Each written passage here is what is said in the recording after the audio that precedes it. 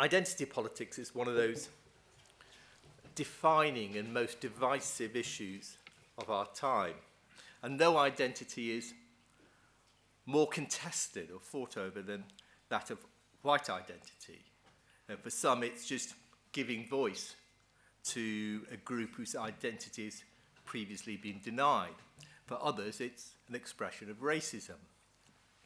And the political context, of course, of the emergence of white identity is that of the rise of populism, of politicians such as Donald Trump in America, and of Viktor Orban or Matteo Salvini in Europe, and of growing hostility to immigration, and of the rise of nativism. And in much of the debates around these issues, the politics of identity is primarily seen as a politics of the left, or politics of minority and of oppressed groups. White identity is seen as a latecomer on the scene, an attempt by whites to, and by the far right, to replicate the success of minority groups. Well, I want to turn this perception on its head. I want to argue that the origins of the politics of identity lie not with the left, but with the reactionary right. Radical forms of identity politics were the ones that are late on the scene, and they were not radical, but deeply conservative ideas given a radical form.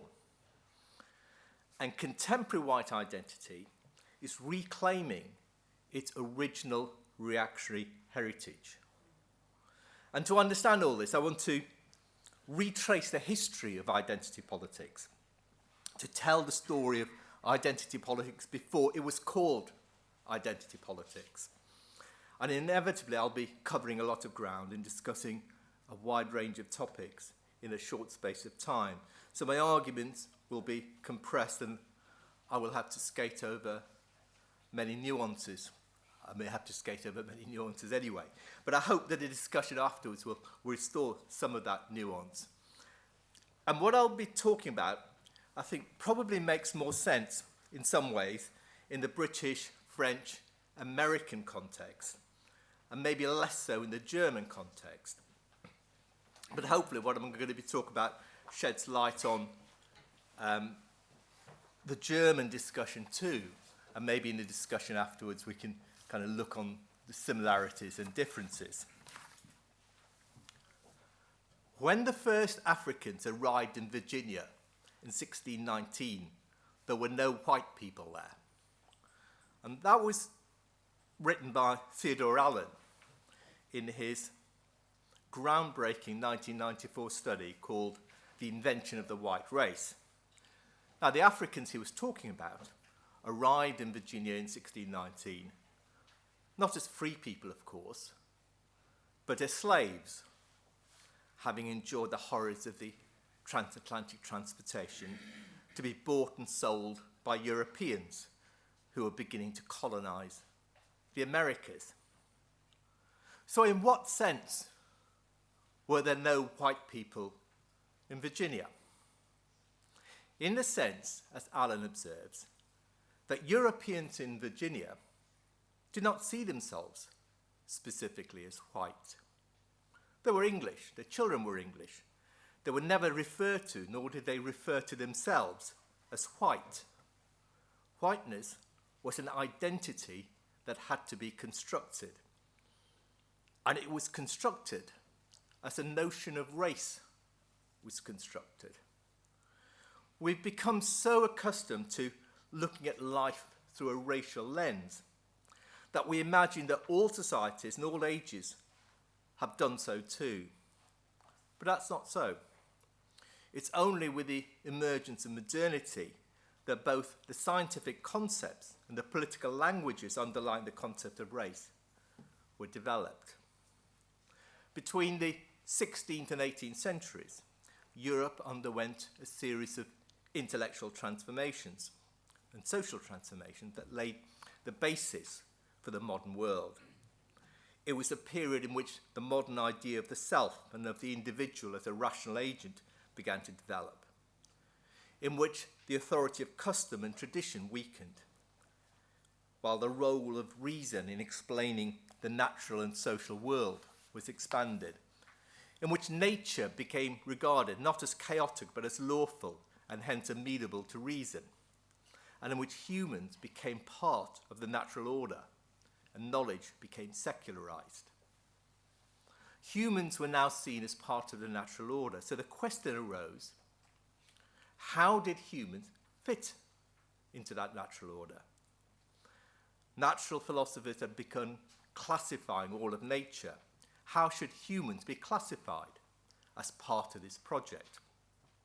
And a succession of scholars from Linnaeus to Blumenbach and beyond set out to answer this question. And in doing that, they began classifying different categories of human beings. It was the German anthropologist Blumenbach, often considered the founder of anthropology, who established a five-fold human taxonomy, what he called Caucasians, Mongolians, Ethiopians, Malayans, and Americans. That's still widely used today, though the terminology is slightly different from 200 years ago. And it was with Blumenbach that the term Caucasian enters our vocabulary. Now, the 18th century, the Enlightenment, was marked by a passion for classification, but it was also marked by another belief that's deeply held, a belief in the universality of human nature and the importance of universal values and the possibilities of a common civilization. And these two key aspects of Enlightenment thought seem to pull in different directions in the debate about human differences. For much of the 18th century, though, most thinkers did not perceive a contradiction. And that's because the belief in universality led Enlightenment thinkers to view human groups less as natural classes than as human inventions. It's true that a number of 18th century thinkers, Hume, Kant, Voltaire, Jefferson, dabbled with ideas of innate differences between human groups, and most saw blacks as inferior races. Yet with one or two exceptions, they did so only diffidently or in passing. In the main, 18th century thinkers remained highly resistant to the idea of race.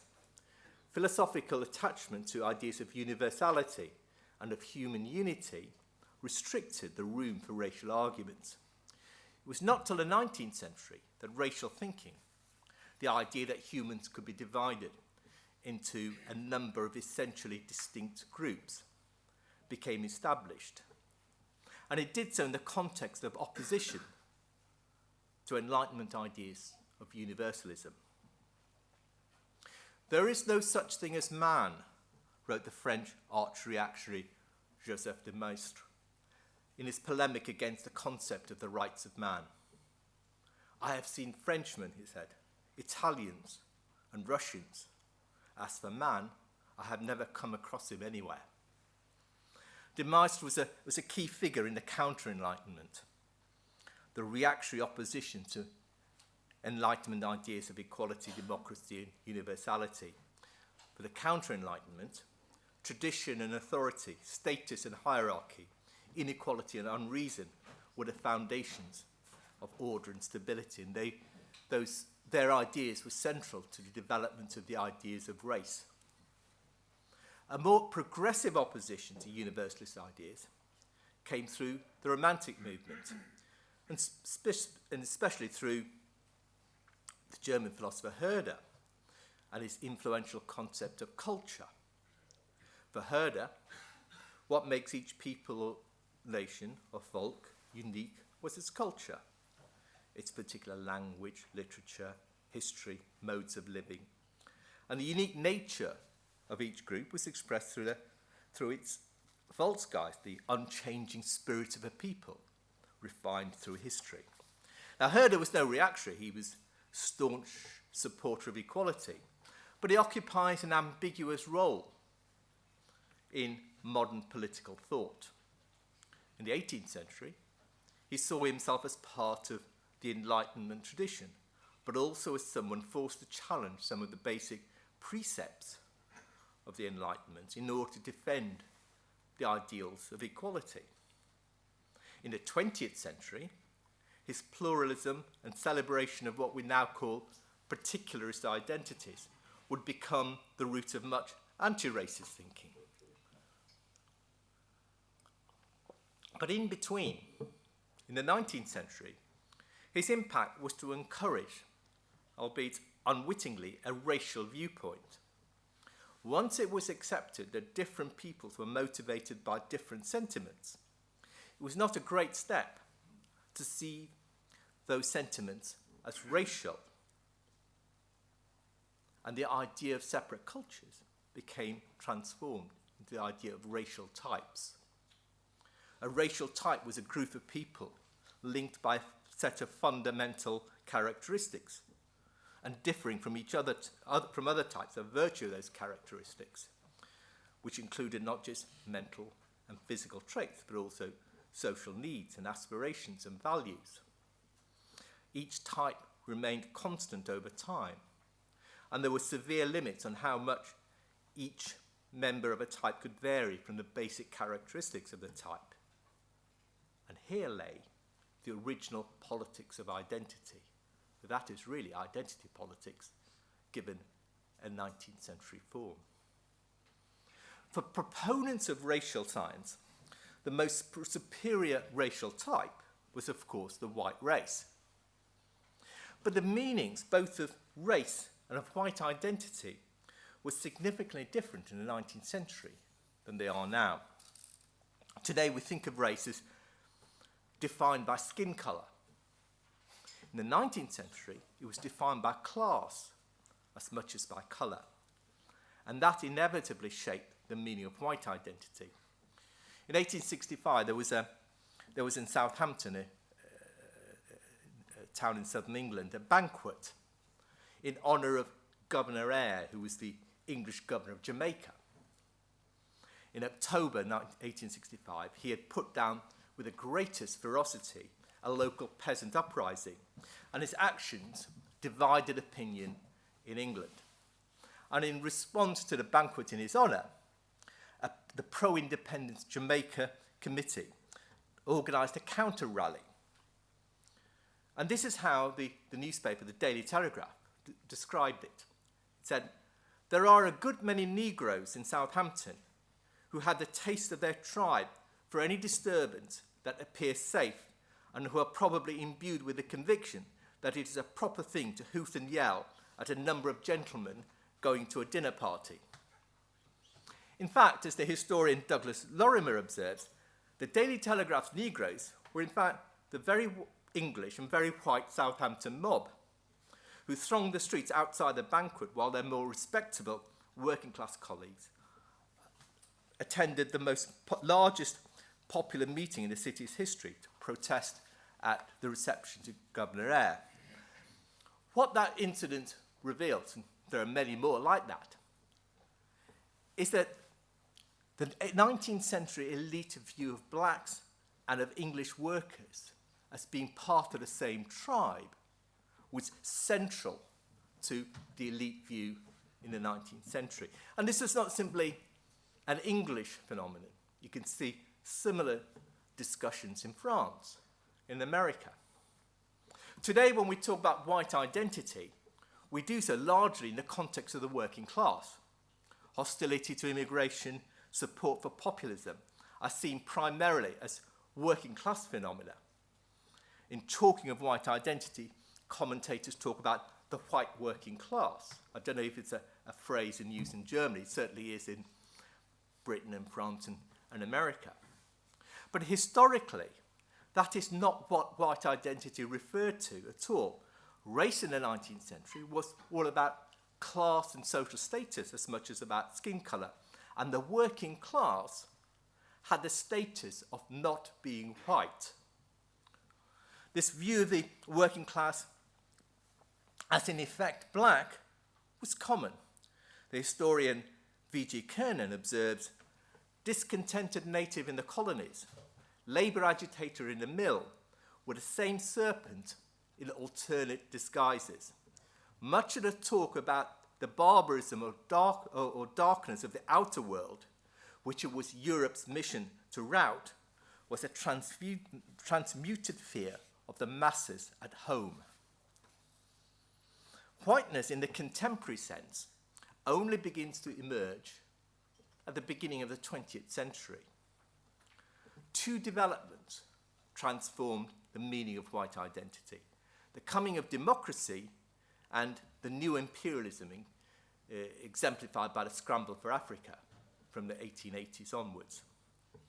The extension of suffrage to large sections of working class men, though not till later to women, modified the application of the language of racial inferiority to the working class, where before the working class was seen as not just racially inferior, but a distinct race. And again, it's difficult to understand now, but if you read 19th century writings, you will see much scientific discussion about the racial distinctions of the working class and the rural poor, in much the same way as to talk about the racial distinction of white and black. In a political democracy, the racial view of the working class, which had dominated 19th century thinking, was more difficult to express openly and slowly faded from public view. The expansion of suffrage coincided with the expansion of imperial rule. There was in the second half of the 19th century, from Africa to the Pacific, a frenzy of land grabbing by the European nations. And this coincidence of democracy and imperialism, support for imperialism became democratized. Nationalism and racial thinking ceased to be an elite ideology, as it had been for most of the 19th century, and became part of popular culture. And a consequence of all this was that the language of race becomes more exclusively focused on skin colour and on the distinction between Europe and the rest of the world. Again, it's something that we take for granted, that this is what race is about. It wasn't until relatively recently. The colour line now became the chief way of understanding and dividing the world. Colour bars and racial exclusions became a way of life, both in the colonies and in metropolitan countries. The 1890s and the first decade of the 20th century was the age of immigration controls, from America's Chinese Exclusion Act and the promotion of the Yellow Peril Panic in the States, to the White Australia policy, the White Canada policy, to Britain's Aliens Act, which was aimed specifically at preventing Jews coming to Britain. Immigration laws became a means of institutionalizing racial difference and identity. The historian and journalist of the time, Lothar Stoddart, who was very much part of the racial superiority argument, wrote in his book, The Rising Tide of Colour Against World White Supremacy, that the rising tide of colour finds itself walled in by white dikes, and that it was important to do so. He was talking about immigration controls. By the early decades of the 20th century, then, the concept of race had transformed, whereas previously, belief in the inferiority of non-European peoples was an extension of the belief in the inferiority of lower orders at home. Now it became the heart of racial thinking. Race became a black and white issue, and white identity took on a more contemporary form. Now, the roots of white identity lie then in the reactionary opposition to Enlightenment universalism. And today, the politics of identity is identified largely with the left. But for much of the past 200 years, radicals challenging inequality and injustice did so in the name not of particular identities, but in the name of universal rights. They insisted that equal rights belonged to all, and there existed a set of values and institutions under which all humans best flourish. It was a universalism that fueled the great radical movements that have shaped the modern world, from anti-colonial struggles to the movements for women's suffrage to the battles for gay rights. Think of the Haitian Revolution of 1791. It's a revolution that almost nobody knows about. It's almost forgotten. Yet was one that shaped history almost as much as the two revolutions, 18th century revolutions we do know about, 1776, the American Revolution, and 1789, the French Revolution. Because in the Haitian Revolution was the first time that the emancipatory logic of the Declaration of the Rights of Man, which was proclaimed by the French revolutionaries, it was the first time that it was brought to a revolutionary conclusion. The leader of the Haitian revolution was Toussaint Louverture. He was a self-educated former slave, deeply read, highly politicized, possessed of a genius in military strategy. His greatest gift, though, was his ability to see that while Europe was responsible for the enslavement of slaves, nevertheless, within European culture lay the political and moral ideals with which to challenge that enslavement. The French bourgeoisie might have tried to deny the massive humanity, the ideals embodied in the Declaration of Rights of Man, but Louverture recognized that in those ideals there was a weapon more powerful than any sword or musket or cannon. And the Haitian slaves rose in rebellion in August 1791, and in the space of 12 years, they defeated in turn the local whites, the soldiers of the French monarchy, a Spanish invasion, a British expedition of nearly 60,000 men, and a second French expeditionary force. And in 1803, the only successful slave revolt in history gave Haiti its independence. And yet, the relationship between anti-colonialism and Enlightenment universalism soon began to be questioned by those fighting against colonial rule, injustice, and oppression. The entrenchment of racial thinking and the expansion of imperialism posed difficult questions for those challenging European power. If Europe was responsible for the enslavement of more than half the world, what worth could there be in its political and moral ideals, which had at best failed to stop that enslavement, at worst had provided it with its intellectual grounding? Did not those challenging European imperialism also have to challenge its ideas? And over time, opposition to European rule came increasingly to mean opposition to European ideas. As the Martinique-born Algerian revolutionary Frantz Fanon put it, in the name of the spirit of Europe, Europe has made her encroachments. She has justified her crimes and legitimized the slavery in which she holds 4/5 of humanity. And from this perspective, the ideals that flowed out of the Enlightenment grew out of a particular culture and history and tradition and spoke to a particular set of needs and desires and dispositions. Non-Europeans had to develop their own distinct cultures and traditions and histories and psychological needs and dispositions. And the result was the flourishing in the early 20th century of a host of separatist movements, Garveyism, Pan-Africanism, Black nationalism, negritude, and so on.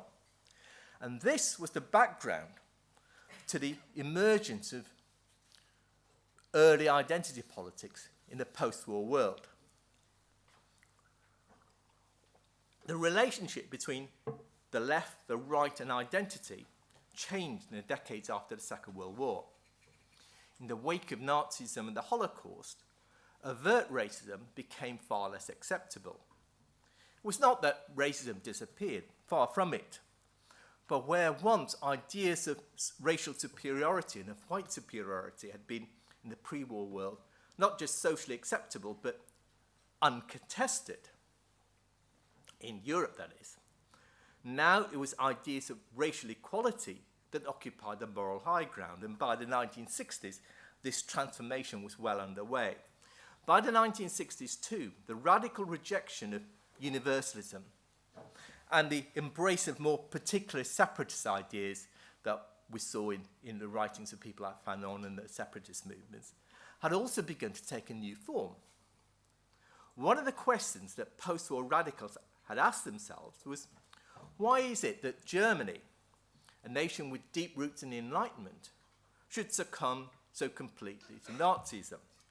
For many, the answer seemed to be that it was the logic of the Enlightenment itself, and the logic of Enlightenment rationalism, that gave rise to such barbarism.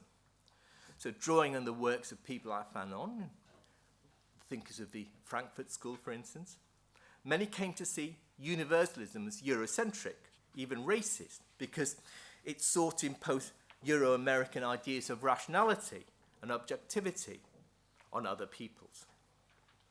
At a political level, these ideas began developing in the 1960s through the New Left and the New Social Movement. The struggle for black rights in America, in particular, was highly influential in developing new ideas both of identity and of self-organization, squeezed between an intensely racist society on the one hand, and on the other, a left that was largely indifferent to their plight. Many black activists seeded from integrated civil rights movements and set up separate black groups. And many began to argue that African Americans had to organize separately, not just as a political strategy, but also as a cultural necessity. In Africa, they talk of negritude, wrote the Black Power activist Julian Lester. It is the recognition of those things that are uniquely ours, which separate ourselves from the white man. And black radicalism provided a template for many other groups, from women to Native Americans, from Muslims to gays, to look upon social change through the lens of their own cultures and goals and ideals. The feminist and sociologist Sonia Krupps summed this up when she said, "The demand is not for inclusion within the fold of universal humanity on the basis of shared human attributes, nor is it respect in spite of one's differences. Rather, what is demanded is respect for oneself as different." And it's in this context that we see the growth of identity politics. The term identity politics was in fact coined in 1977 by the American Combahee River Collective, a group of black lesbian militants. The most radical politics, they argued, came from placing their own experiences at the center of their struggles. Focusing on our own oppression, they wrote, is embodied in the concept of identity politics. For the collective, as for many within such identity movements in the 1960s and 1970s, their specific struggles was inextricably attached to broader campaigns for change. Identity politics at the time provided a means of challenging oppression and the blindness of much of the left to such oppression as a specific part of a broader project of social transformation. But a key shift over the past half-century has been the disintegration of those wider social movements and radical struggles. Labour movement organisations have weakened. New social movements of the 60s and 70s have disintegrated, as indeed has much of the left. And as the old social movements and radical struggles lost influence, so the recognition of identity became a means not to an end, but an end in itself. As the political philosopher Wendy Brown has put it, what we have come to call identity politics is partly dependent on the demise of a critique of capitalism. And through these changes, the meaning of belongingness, of solidarity, also transformed. Politically, the sense of belonging to a group or collective has historically been expressed in two broad forms, through the politics of identity and the politics of solidarity. The politics of identity stresses attachment to common identities based on categories such as race, nation, gender, or culture. the difference between left-wing and right-wing forms of identity politics derives in part from the categories of identity that are deemed particularly important. The politics of solidarity draws people into a collective, not because of a given identity, but to further a political or social goal.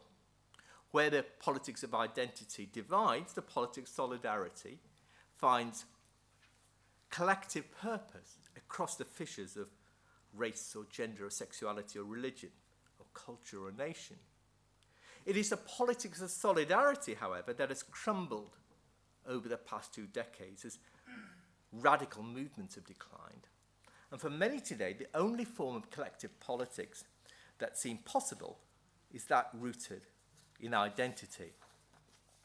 And solidarity, therefore, has come to be defined not in political terms as collective action in pursuit of certain political ideals, but in terms of ethnicity or culture. The question people ask themselves is not so much, what kind of society do I want, but who are we? The two questions are, of course, intimately related, and any sense of social identity must embed an answer to both. But as the political sphere has narrowed and as the mechanisms for political change have eroded, so the answer to the question, in what kind of society do I want to live, has become shaped less by the kinds of values and institutions people want than by the kinds of people they imagine themselves to be. And the answer to who are we has come to be defined less by the kind of society we want to create than by the history and heritage to which we supposedly belong.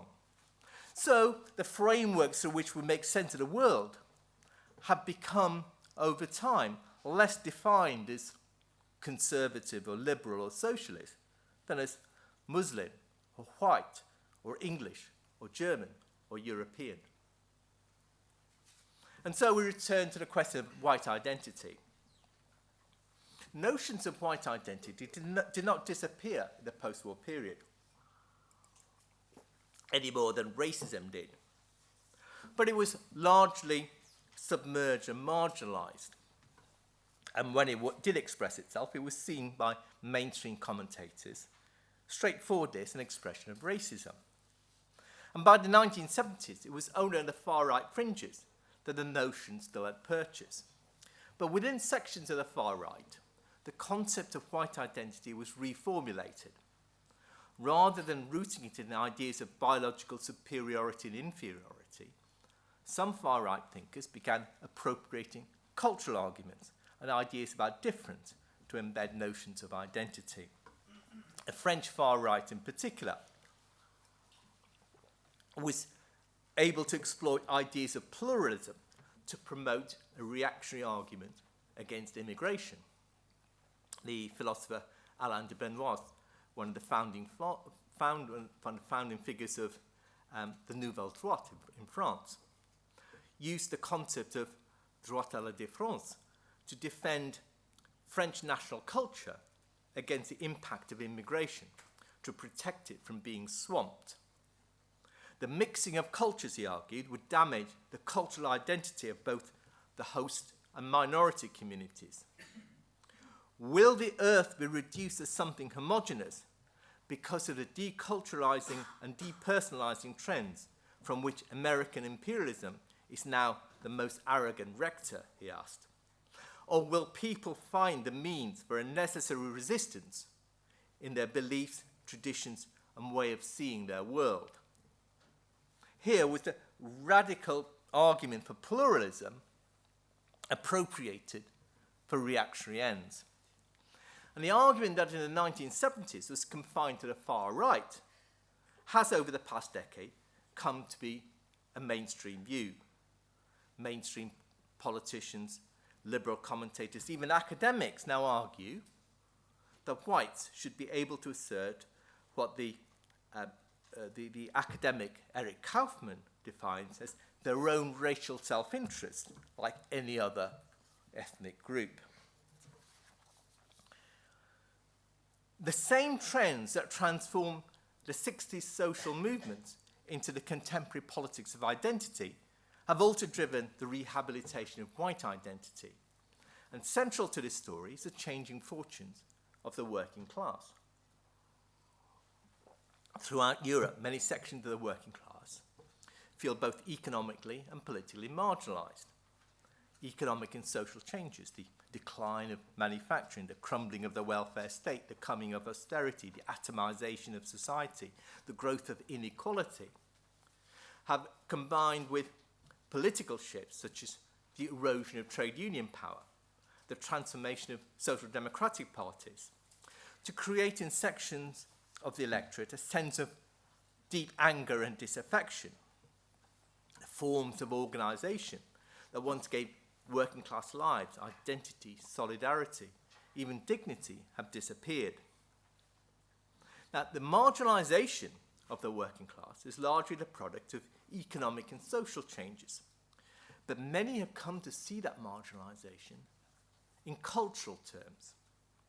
The very decline of the economic and political power of the working class and of labour movement organisations and social democratic parties have helped obscure the economic and political roots of social problems, as culture has become the medium through which social issues are refracted.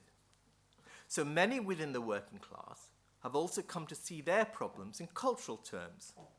They too have turned to the language of identity to express their discontent. The language of politics and of class, in other words, has given way to the language of culture and identity. Or rather, class itself has become seen not as a political, but as a cultural, even racial attribute. Sociologists and journalists now talk unconcernedly today about the white working class, but rarely about the black working class or the Muslim working class. Blacks and Muslims are seen as belonging to almost classless communities. The working class has come to be seen primarily as white, and white has become a necessary adjective through which to define the working class. Once class identity becomes seen as a cultural or racial attribute, then those regarded as culturally or racially distinct are often viewed as threats. Hence the growing hostility to immigration. Immigration has become the means through which many in the working class perceive their grievances, their sense of loss of social status. And this has been exacerbated by the changing relationship between the working class, the left, and the far right. Social democratic parties throughout Europe have moved away from their old working class constituencies. Many sections of the working class have found themselves politically voiceless at the very time their lives have become more precarious as jobs have declined, public services have been savaged, austerity imposed, inequality has risen. And these issues have been taken up by the identity movements of the right. Such movements link a reactionary politics of identity rooted in hostility to migrants and Muslims to economic and social policies that were once a staple of the left: defence of jobs, support for the welfare state, opposition to austerity. And the result is a new kind of working class politics and the refashioning of original reactionary politics of identity for a new age. The reactionary politics of white identity can no more defend the interests of the working class, white or not, than the supposedly radical politics of identity can defend the interests of minorities. Both transform solidarity from a sense of commonality with those sharing my values and aspirations, though not necessarily my skin colour or culture, to an identity with those who may not share my political hopes and may even undermine my interests, but whose skin colour or culture is similar to mine.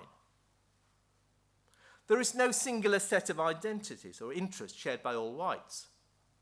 Those responsible for the marginalisation of the working class were also white. Politicians, bureaucrats, bankers, company bosses. The notion of white identity obscures the real problems facing the working class and so it makes it much more difficult to challenge them. White identity is the original identity of identity politics and revealed the reactionary roots of the politics of identity. To challenge inequality and injustice, to defend both minority interests, migrant interests, and working class interests, requires us to challenge also the politics of identity, however it expresses itself. Thank you. I think I'll leave it there.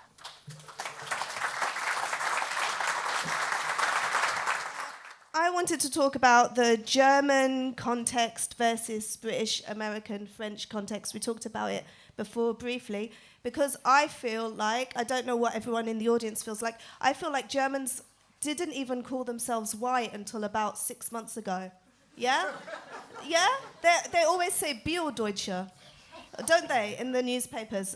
So, like, why are Germans not white? I mean, they are sometimes, but why don't they see themselves as white? Well, I'd be interested to hear what people have to say about that, because I do think that the context of the debate, both about identity and about class, is different in Germany for historical reasons than it is, not just in Anglo-Saxon countries, it's different in France. The French experience is much more similar. The French use of ideas about identity and of class is much more similar to that of Britain than I think the discussion in Germany is. And there are historical reasons for it. So, but I'd be interested to see what people have to say about that and about notions of whiteness. I mean, there is a sense in which people in Germany and Eastern Europe talk about European culture, Europeanness, Yeah, and even Pegida. more, yeah, like, yeah. more, and Christianity, for instance, and the need to defend Christian culture more than white identity or need to defend whiteness. So I'd be interested to hear what people from here think about that and how they see it. Yeah, okay. Yeah, I mean, I've hardly heard any white Germans describe themselves as white, and also working class. I think the whole class thing, Germans aren't often that working class, or they don't identify in that way. Well, I think the whole debate about class, as I understand it, and I speak as an outsider, of course, is very different from that in, say, Britain or France. Probably more similar to that in America, in the sense that in the post-war, after the Second World War, that distinction of classes and the importance of class politics of politics became far less in Germany because of the social compact and so on than it was in France or Britain or even America to an extent. So again, it'd be interesting to see what people have to say about that. You think after, did I understand you probably, you think after the Second World War there was no working class more in Germany? No, I didn't say there was no working class. I was saying the way people thought about class was very different from the way people thought about class in Britain or in France. And the notion of a social compact between workers and management, for instance, something which is taking hold in Britain now, but only over the past 10, 20 years, largely after the destruction of trade unions in Britain in the 1980s. I think that was much more deeply rooted in German society, German politics, than it was in British or French politics and French society. Okay, I want to move away from the German context and talk about the general context and solidarity and identity politics. I have a lot of non-white friends who are not that socialist, yeah? And then they say something like, hi, I don't like blackfacing or whatever. That's just an example. And then people say, oh, you're doing identity politics. But they're not, are they? They're just is every time a non-white person has an opinion, not has an opinion, but has an opinion that something's racist, is that identity politics? Like, what is identity politics? Identity politics is the belief that one's values, interests, ideals flow from the specific identity to which you've either been categorized or which you categorize yourself. Let me give an example, a personal example. Now, when I was growing up, Britain was a very different country to what it is now. It was deeply racist in a way that is difficult to understand now. The kind of place where, you know, if I came home from school without being in a fight, that was an unusual day. I was the only, to put that in context, when I first went to school, I was the only non-white kid in the school. Where fire bombings and race attacks were common. I mean, in the 1980s, I was organising street patrols in East London to protect Asian families from racist attacks. I mean, and there were pubs I would not go into if I did not know that. I'd only go into pubs I knew that. All that's changed, completely changed. It was racism, my experience of racism, that drew me into politics. But it was politics that made me recognise that there was more to my experience than racism. There was more to be understood than racism. It's politics that introduced me to a host of writers, Arendt and Baldwin, James and Fanon, Marx and Mill, a whole host of different. It was politics that introduced me to ideas about universalism, of a common humanity. All those kinds of things came from politics. And they took me beyond my specific experiences. In other words, my experience gave me a particular view of the world. My political struggles gave me a different view of the world, which allowed me to put my experiences in a wider context. I think if I was growing up now, that would be much more difficult. That my experience itself would be where I get my ideas and ideals and values, because those broader movements, that broader context has crumbled. So identity politics isn't the struggle against racism. It's not the struggle for women's rights or for gay rights. It is the view that one's ideals and values and beliefs and interests are primarily shaped by that identity that you have. But like, just one more point in relation to that. When my view, and the view I came to through my political experience, is that what matters to me, to the people I associate with, to the people I want to be with, the people I want to see as my comrades, people I want to show solidarity with, it's not someone's skin colour or their sexuality or their culture. It is their beliefs, their values. I would much rather be represented, we were talking about representation, by someone who is not Asian or black or whatever, but who has my political ideals, than someone who doesn't have my political ideals, but is the same skin colour or culture as me. That is, and that's the difference in the politics of identity and the politics of solidarity, it seems to me. But why, this is my question, and it's something I think about a lot, why do people assume that non-white people are automatically socialists? Like there are non-white conservatives, and don't non-white people have the right to be conservative? And that's not identity politics. When some little Indian granny says whatever, that's not identity politics. That's just non-white people having different opinions about stuff. No? Absolutely. I mean, part of the problem is that we tend to see minority communities as somehow homogenous, that they all have the same views and aspirations and desires and values. And usually that means, for example, in the context of talking about Muslims, we talk about the Muslim community. There isn't any such thing as the Muslim community. There are lots of Muslim communities. And Muslim communities are as divided in their values and beliefs as any other communities are.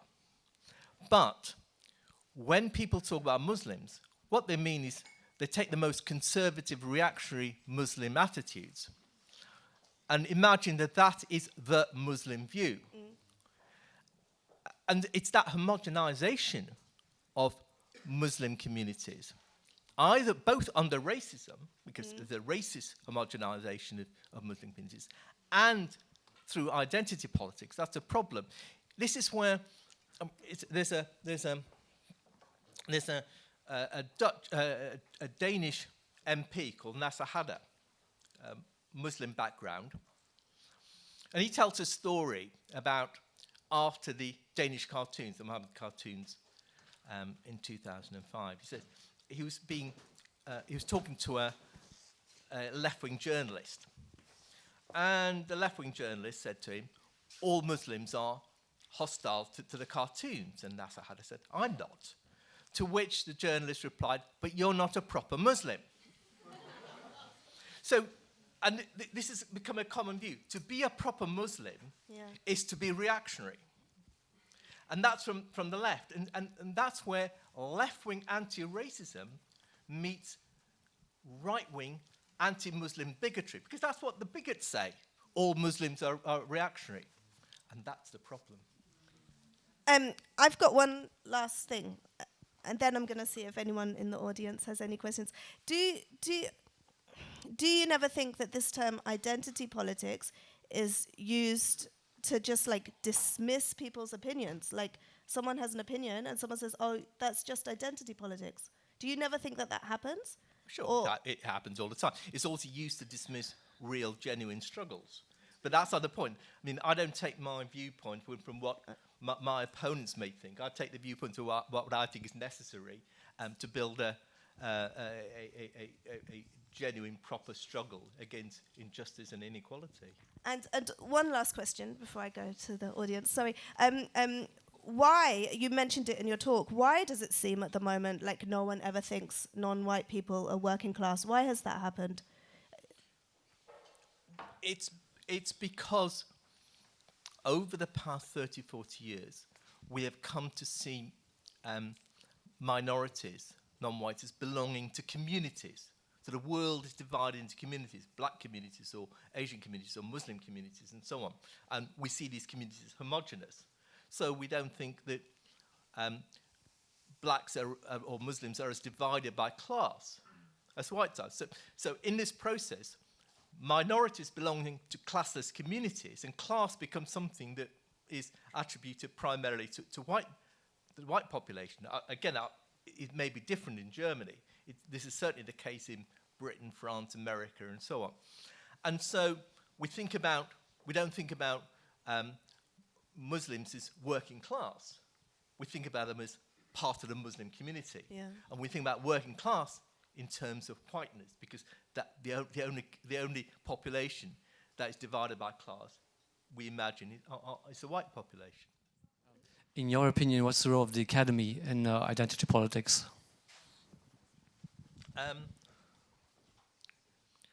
Well, in many ways, it's a complicated relationship, because ideas of identity politics, of the idea of the Enlightenment, notions of universalism as racist and Eurocentric, has been developed and propagated through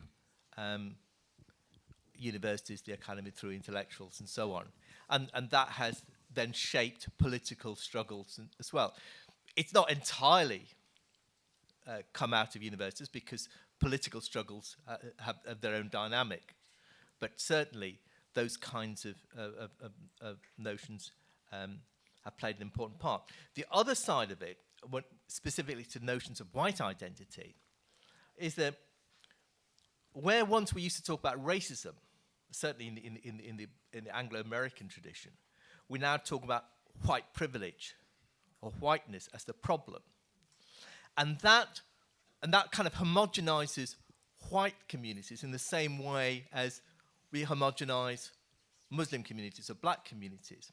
And we don't see the different interests within white communities, and that white privilege, somebody on a car plant that's closed down who's white doesn't have the same privilege as the company boss who closed that plant down. And so these notions of white privilege and of whiteness in that sense, which again have come out of the academy, are, I think, deeply problematic. I think identity politics is inherently problematic because, as I said, the origins, the first identity politics is the politics of race, and that's remains the idea that people's interests and values and ideals come from the category into which either you're put or you put yourself is, to me, deeply problematic. However, that's not, as I said, saying that it's a critique of struggles for women's rights or gay rights, or the need that women or gays or blacks, they feel that they have to organise on their own in order to pursue that struggles. The question is, what is the relationship between those struggles and broader social struggles? That's a question we need to ask ourselves, and it is the breaking of that relationship and the position we find ourselves to, a recognition, is an end in itself. That's a problem. And it's a problem because the African-American critic Adolph Reed put this very well. He said, the logic of that kind of argument is that a society could be seen as just and something we should work for if 50% of the 1% who run the world are women, and 10% are black, and 10% are gay, or whatever the figure is. That would be seen as a just world. In other words, the problem is that it becomes a fairer form of inequality, not an attempt to get rid of inequality. That's where the problem lies. The historical shift in minority communities, and particularly in Muslim communities. If you were to ask the same questions as they do now, when I was growing up, you'd get very different answers. I belong to communities which we never saw ourselves as Muslim communities. It wasn't a word we used. Where women never wore the hijab. I'm talking about Britain here. It's true about France. It's true about Germany, actually, I think, as well. Where we attended mosque, people attended mosque when they felt like it. Where the men, not the women, but the men, went drinking, went down the pub, weren't ostracized for it. That's, of course, very different from what happens today. So the first question to ask is, why has that changed? Why have the Muslim communities in which I grew up, which were not liberal, but no more conservative than the rest of the population, become far more reactionary? A very good example, and I was talking about this earlier, was East London. Now, I don't know if anybody knows about East London. East London was settled by Bangladeshis. The main migrants in East London are Bangladeshis. Bangladesh fought its war of independence against what was then West Pakistan because it wanted a secular country. And Bangladesh, believe it or not, still has actually a secular constitution, even though it may not seem that way to non-Muslim Bangladeshis. And in the 1970s and 1980s, Bangladeshis in East London were primarily secular, and the struggles they were involved in were secular struggles. They were actually involved in housing struggles, squatting movements, and so on, not in any religious movements. Today, Bangladeshis, we don't call them Bangladeshis, we call them Muslims, and they are among the most reactionary in terms of, if you take opinions about women's rights and so on. And so there's a complex series of changes that have taken place over the past 30 years, one of which, not all of it, one of which is the rise of identity politics. The idea that you see yourself, that your interests lie with other people of your identity, so that your values are given by other people of your identity. And those communities have become defined by so-called community leaders who've become, gain their power through their relationship to the state, not because they have democratic support or support for those communities, but they have a certain relationship to their state. And that in so doing, those ideas become more conservative, more reactionary. At the same time, things like the mosques, which when I was growing up, we were, I was of a generation that was as hostile to religion and the mosque as we were of racism. And everybody talks about satanic verses. If you read the satanic verses, everybody thinks about it's an attack on Islam. It's actually a book about the migrant experience. I mean, I'm talking about the satanic verses because it's the 30 years, the anniversary of the fatwa, and then there's much discussion about it. And if you read it, people have forgotten that it was actually a book about the migrant experience, which was as savage about racism as it was about religion, probably more savage about racism. And that was my generation. But because, and we saw our interests, not in terms of our being Muslim or Asian. We called ourselves black, because black was a political label, not an ethnic label. But as these categories become less political and more cultural and ethnic, so people's relationship to their categories and their values change.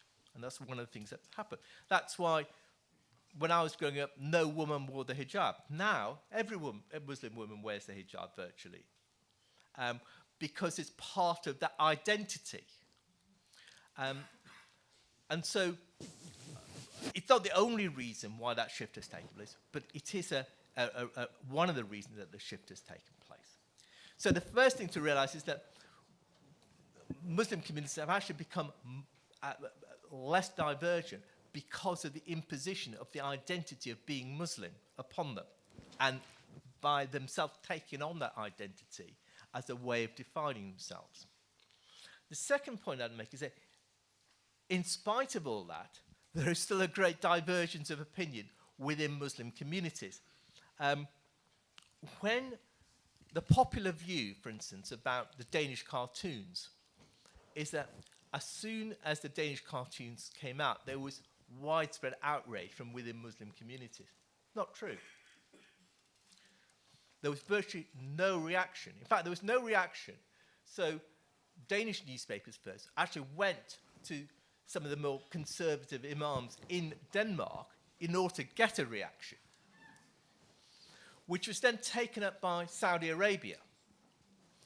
And the Saudis organized an attempt to have a boycott, an Islamic boycott of Denmark, which didn't work. But they organized a campaign for about 6-7 months. And it was only in the context of that that it started becoming an issue.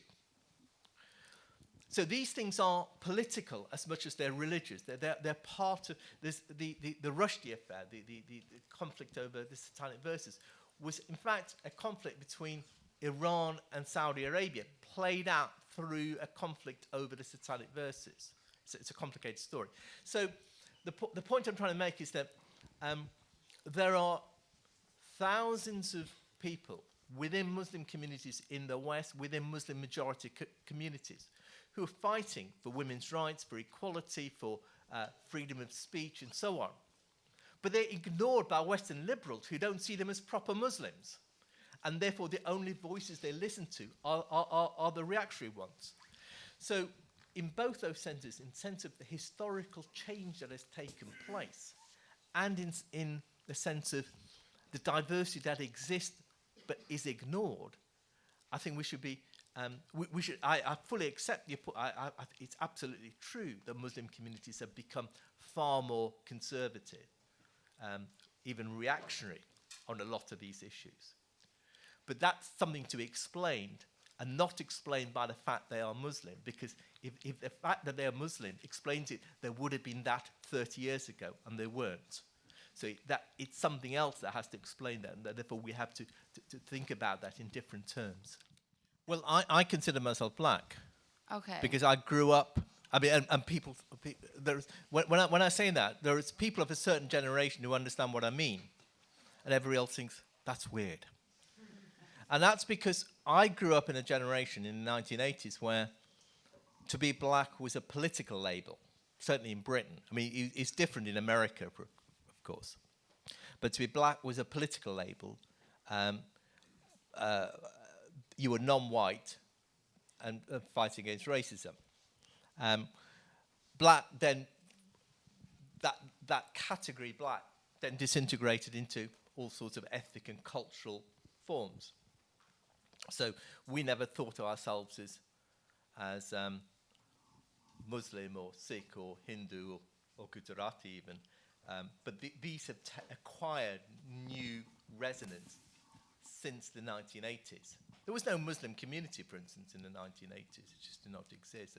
That's a phenomenon from the 1990s.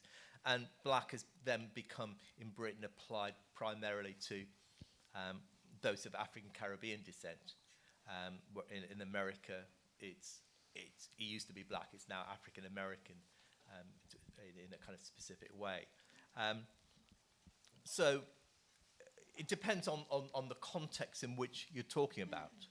And in the political context, blackness for me means something very specific, something that people of my generation would understand, but which has been lost over the past 30, 40 years. Part of the problem is the politicization of cultural and ethnic differences, to see that as a political, to see those differences as having political importance. It's true, as you say, that in non-European countries there are categorizations of color. I don't know if you've ever read C.L.R. James, the Caribbean Marxist and historian. Writing about, he also wrote about cricket, and he makes a point that cricket clubs I know cricket means very little in Germany, but bear with me. But cricket clubs in the Caribbean were graded according to the skin color of the people who joined. So the top cricket clubs were those with whites. The bottom cricket clubs are those who were black in a dark way, and ones in the middle with different shades. And that's true. I mean, there's a kind of similar kind of process, not with cricket, but there's a similar kind of process in Brazil, for instance, in terms of colour and shade and so on. That's all true. But if you're also saying that's wrong, that you are that it is wrong to define people in those terms, and that what you're fighting is injustice that is meted out to non-white, to black people, I think that blackness then, as a category, has an important role to play. Are you happy with that answer? Have you got a response? I've got to say my dad also always called himself black, and as a teenager in the 90s, I was so embarrassed. Yeah? I thought, he's not black, he's not cool enough. I think, I don't know if my mic is on. Is your mic not on anymore? Yeah, it is? Yeah. Okay, cool.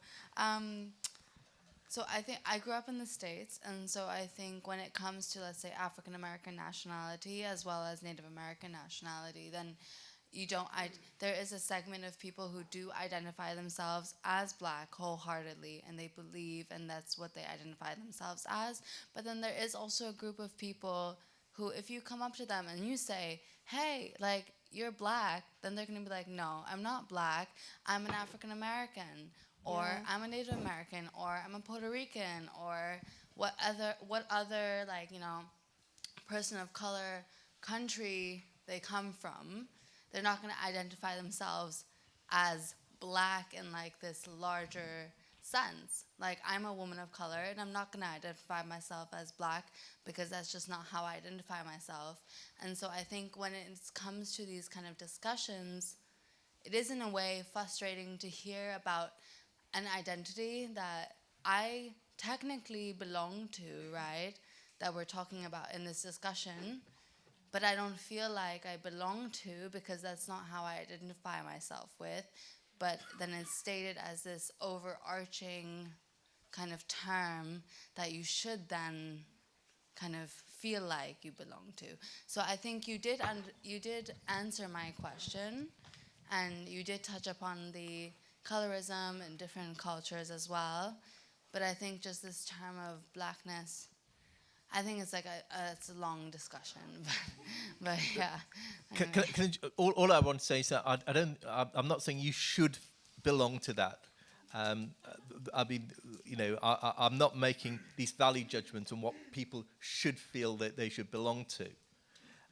The point I'm making was that historically, blackness had, particularly in the British context, a particular political meaning, which has been lost because people would, because smaller, more fragmented ethnicities and cultures have acquired political meaning in a where once we all saw ourselves as black because we were fighting racism. And we saw ourselves as black fighting racism because racism affected all of us.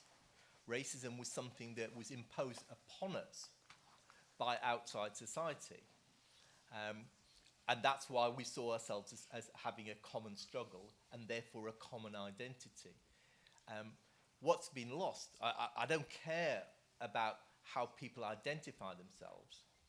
I do care if our struggles become fragmented because of the fragmentation of identity. I think that's what matters. So I would like to know what has been happening to the category of community in the UK since the demise of New Labour, because I think now we have like a totally different governmental project, maybe. Okay, good question. No, it's not a New Labour project. It started well before New Labour. It started in the 1980s. And it's not simply a UK phenomenon. You can see similar phenomena. Interestingly,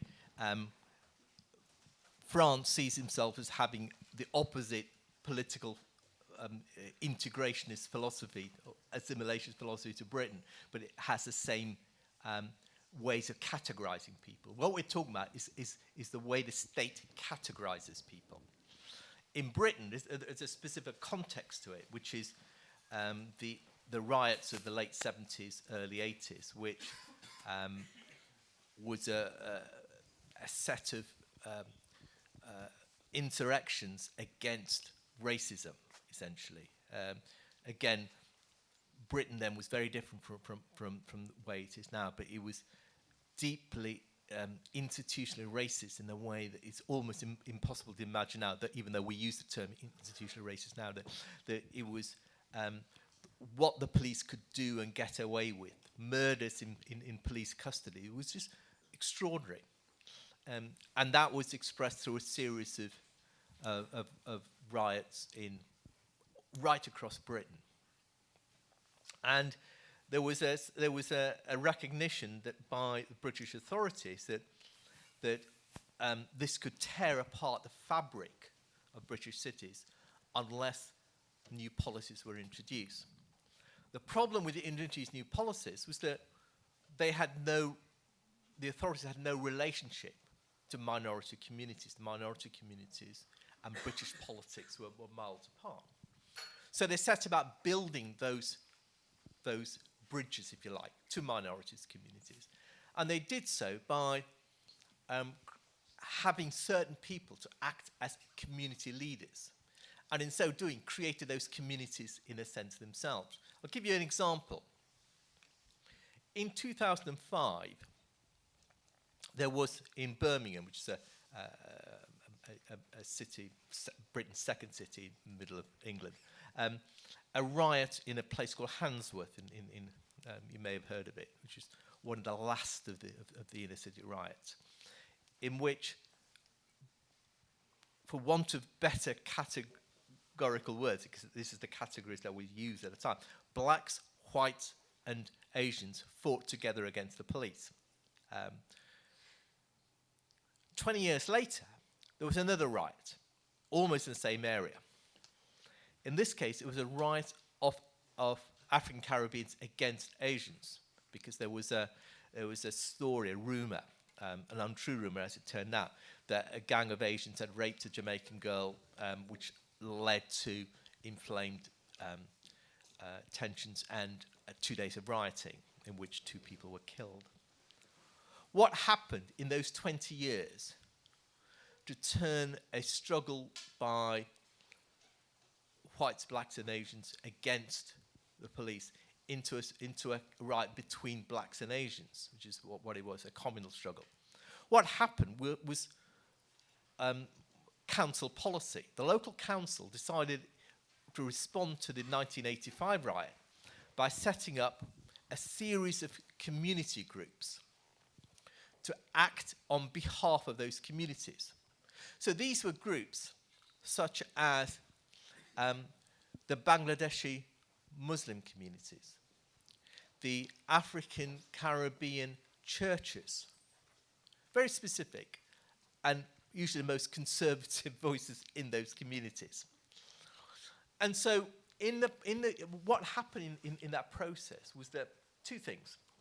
Firstly, each community, which were now began to be seen as communities, because that's how the council related to them, that's how funding went to them, that's how political favours were done through communities. Each community came to see the other as a competitor for financial resources and for political influence. And secondly, the differences, the distinctions within those communities, distinctions of gender, of sexuality, of nationality, of class, were all erased in the sense of this is the community, these are its needs, this is what the council should do. And the consequence is that in 20 years, a political struggle against racism and unemployment became transformed into a communal struggle between 2 communities, because they were seen as each other's enemies in terms of political influence and political financial power. And I went to, shortly after, I went to interview some of the African Caribbean leaders. We've been leaders for 20, 30 years for a documentary I did. And one of them said, well, the problem are Asians who come here and take our products. There was an Asian shop, particularly in Sensing, was selling black beauty products. This is what we should do. It deprives us of jobs and money. And Asians do this everywhere, in Kenya, in South Africa, and so on. It's in their DNA. That was his words, not mine. And this idea that he wouldn't have said that 30 years ago. I can absolutely assure you he would not have said that 30 years ago. So that the very... Really? Absolutely. I was involved in the mid-80s in these kinds of struggles. I can tell you absolutely that but is it all because of this fake concept of community? It's also just like people have lived there 30 years longer. So then they're like, hey, look at them in their shop. Like also like, I don't know, like it seems so political, but also someone in Stuttgart from this side of the road who has this shop, they'll say, oh, Mr. Herr Schmidt, he's selling better products than me. Oh, it's so out of order. Like, is it really, do you get what I'm saying? Is it really that weird that this thing develops? Like, isn't it a tiny bit normal? No. It's normal to say Mr. Smith down the road or Mr. Herr Schmidt down the road has a shop and I don't. He's doing well and I don't. And he sells bad apples. I sell the best apples. Yeah. You know? But that's normal. But what has changed is to politicize that, is to give that a political form, to see that as the roots of my political problems and to see the political solution as less power to Mr. Schmidt or Mr. Smith or Herr Schmidt or whoever because he belongs to a particular community. So seeing those those kinds of common prejudices about each other is just the way the world is. Politicizing them is a set of policies, some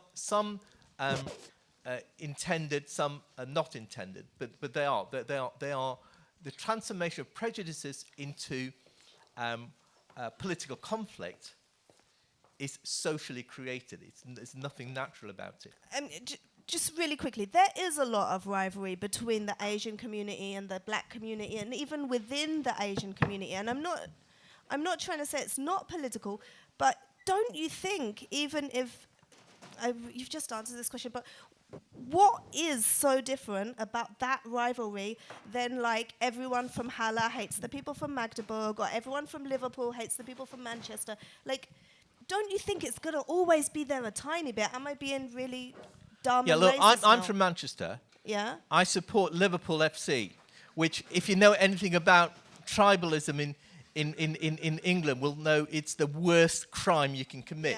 Yeah? But yes, I'm tribal. I'm tribal about my football. But if that then became a sectarian form of politics, that would be a problem. In football, it doesn't matter. You know, in football, such tribalism is good. In sport, such tribalism is good. In politics, it's a problem. And so there is a big difference between saying, I come from the city, you know, we hate you from another city, to saying that politically, my problems arise from those people who are of a different tribe from me, whether we're talking about migrants, whether we're talking about Muslims, whether we're talking about whites, whether we're talking about African Caribbeans, or whoever. The difference is politicizing those kind of common tribal sentiments. Well, the difference is between saying we need equality, equal rights for non-whites, for minorities, for women, for gays, and so on. For saying we need to defend gay marriage, for instance. For saying we need to defend equal pay for women, and so on. And seeing that, saying my values, my ideals, my interests lie solely in the category or tribe to which I belong. The problem is that once you see it in those terms, then it becomes impossible to defend or fight for equality for three reasons. First, because the notion of equality changes, and it has changed. Equality changes from meaning the right to be treated the same despite one's differences of culture, race, sexuality, gender, and so on, to meaning the right to be treated differently because of them. That's a shift that's taken place. So the very meaning of equality has changed. Secondly, to struggle for women's equality in a real sense requires social transformation of society, not making the present society a little bit fairer. It means social transformation. And that only happens if you're part of a wider social struggle. And so if recognition of a particular identity is an end in itself, what you're saying is that actually we don't need that wider social struggle, or we can't achieve that wider social struggle. All we can achieve is a little bit more fairness within the unequal, unjust society we've got now. And that's a problem. I think the final problem is going back to the point I was making, that who do I want to represent me? Or who do I see as on my side? People who share my skin colour, ethnicity, culture, religion, but not my values and beliefs.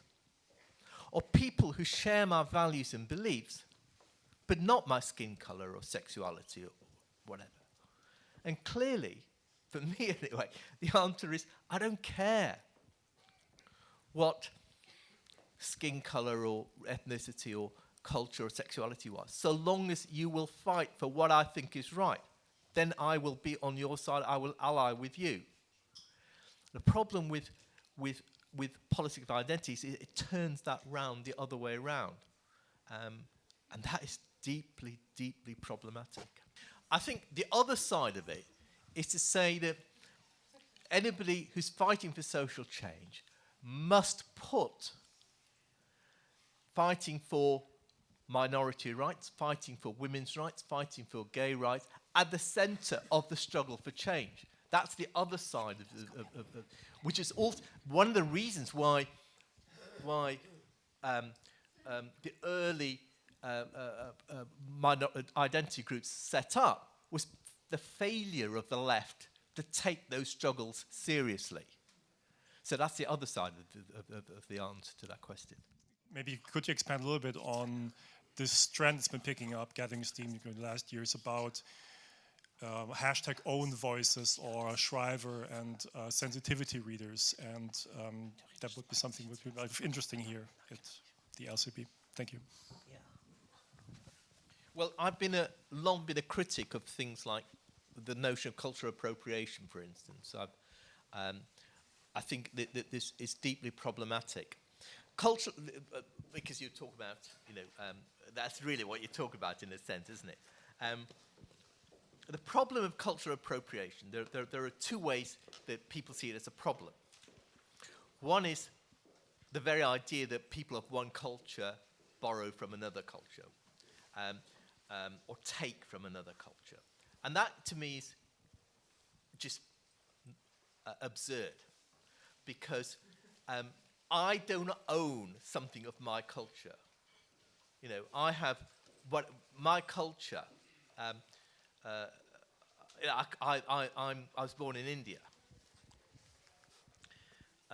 There is no such thing as Indian culture, by the way. There are many Indian cultures. But I don't own or have possession over or want to limit the way that any aspect of Indian cultural history is used by anybody else. It's because it's part of that being used by other people that is part of cultural richness and change and movement.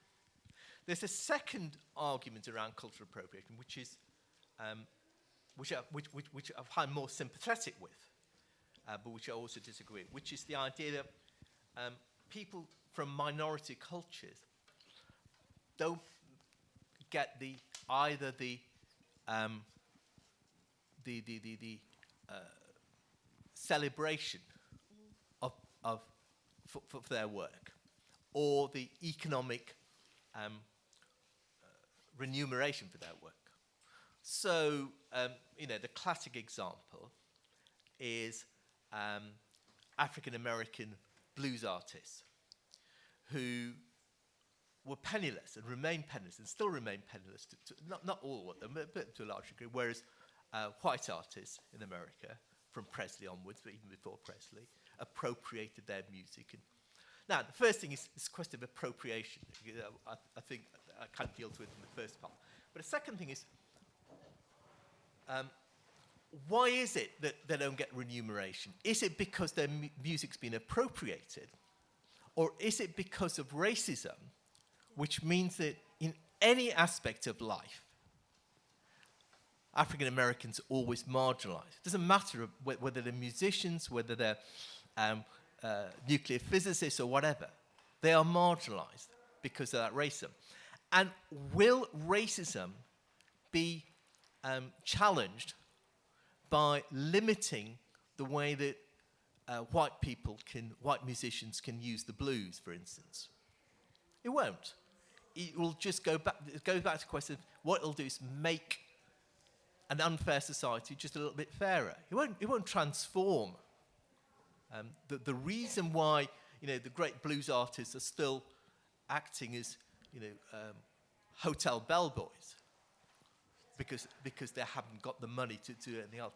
It's not because their music was taken up by the Beatles or by the Stones or whoever. It's because of a fundamentally racist, discriminatory society. That's what we focus on. We should not focus. So you think cultural appropriation is the wrong thing to get upset about? Absolutely. It's like not even the symptom. What changed racism was not actually councils giving money to particular minority groups, or it was two things really. One was the willingness of minorities to stand up for themselves. The riots were actually an example of that, of fighting back. But there were lots. I was involved in lots of campaigns, anti-deportation, anti-racist campaigns, which were the heart of the shift that took place. The second was that through a sense of those set of social changes, minorities just became part of British society in a way that wasn't the case then, and it's beginning not to be the case now, because one of the consequences of identity politics is that, as I said, white people say, well, why can't we have our identities recognised, our history, our heritage? And that becomes a means of, in a sense, rebranding race as white identity politics, racism as white identity politics. So that becomes, it's almost like reversing that process. So, in a way, I would say that what those policies, we need to separate out identity politics, which became mainstream much later, with those kinds of multicultural policies which began to be instituted in the 1980s. They were a response to a changing Britain. That changing Britain is what created a less hostile, less racist Britain. But at the same time, what those policies did was to create barriers between communities which have deep problems and consequences which we're recognizing now. Part of those consequences, as we've talked about, is the way we look at communities in homogeneous whole terms, not see their diversities. I mean, it's I always find it amusing that those who argue for diversity in society somehow think that diversity magically stops at the edge of minority communities. That the rest of society is diverse, but minority communities are somehow not diverse. It seems an absurd way of looking at the world. So I think that those policies have been deeply problematic, and in many ways Britain's changed despite those policies, not because of them. Would you then argue that a claim to whiteness or using that as a racial marker for oneself is, I guess, useless in that sense, or could it also serve to mend fragmentation perhaps by serving to establish intersectionality or allow for intersectionality by just kind of leveling the playing field? I think it's deeply problematic. I think it's dangerous. And it's dangerous for two reasons. Firstly, because the problem becomes seen not as racism or institutional structures, but as whiteness. White people are the problem. And that kind of takes the attention away from the social, economic, and institutional structures that are the problem. The second reason why it's dangerous is that once we accept the idea of white identity as a legitimate identity, like anything else, what happens? Well, white people begin to see inevitably that other identities are the problem. As I was trying to explain, one of the reasons why migrants have come to be seen as the problem for working class is that the genuine grievances of working class people about jobs, about wages, about housing, and so on, have become refocused from the economic and social and political policies that are responsible for those grievances, to migrants who are seen as they've come in and taken our jobs, they've used up resources, they've taken our housing, and so on. Migrants haven't been responsible for the economic and political and social changes that are responsible for marginalising the working class. They're not responsible for austerity. They're not responsible for deindustrialisation. They're not responsible for the shift of social democratic parties. They're not responsible for the destruction of trade unions. But they become to be seen as the problem. And that happens if you see that your interests lie in with you as someone white. If we really want to challenge that, we need to say your grievances are real, but your interests don't lie with the fact that you're white. It lies with the fact that you're working class or whatever, and that it is just as the problems for minorities lie not with whiteness and white people, but with social, economic, and institutional policies. So the problems for what we now call the white working class lie not with migrants, but with economic, social, political, and institutional policies. Until we're able to turn that round and say that's the issue, then we can't get anywhere, either in terms of justice for minorities or justice for working class people. And that so long as we see the world as divided according to identities, then that will not be possible. It makes it much more difficult to do so. One of the aspects of religion that's often forgotten, or which is important, because people think about religion just in terms of religious beliefs. But what religion also does is provides a set of institutions, a set of traditions, a set of a sense of belonging.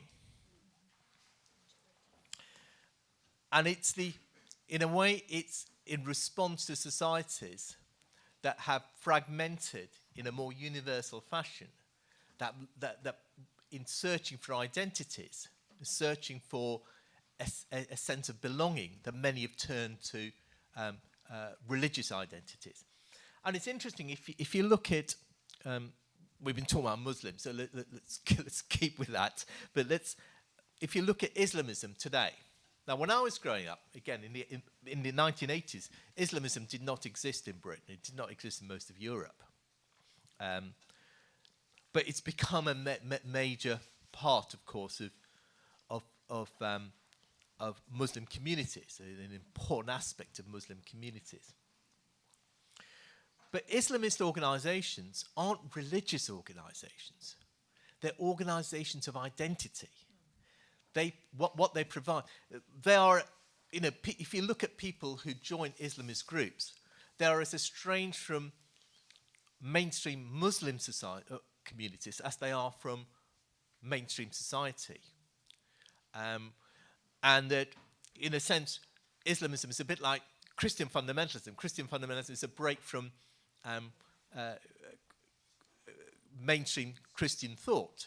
Islamist is also Islamist thought. It's also a break from mainstream Muslim communities. It's a break from their traditions, from their institutions, and from their communities. If you look at where people join Islamist groups, it's not usually in mosques. Actually, it's at universities. It's in gyms. It's in places outside. It's on the internet. So what religion provides, what these new religions provide, is a sense of identity and a sense of disaffection with communities, both their own communities, and wide mainstream society. It's a point that Olivier Roy, the French scholar, makes. He says, the way to understand Islamist groups is not in the context of other Muslim organizations, but in the context of other radically disaffected groups, which also present that idea of disaffection and belongingness in a radically different way. That's what matters, and I think he's right in that. Okay, so thank you very much. Thank you everyone for coming.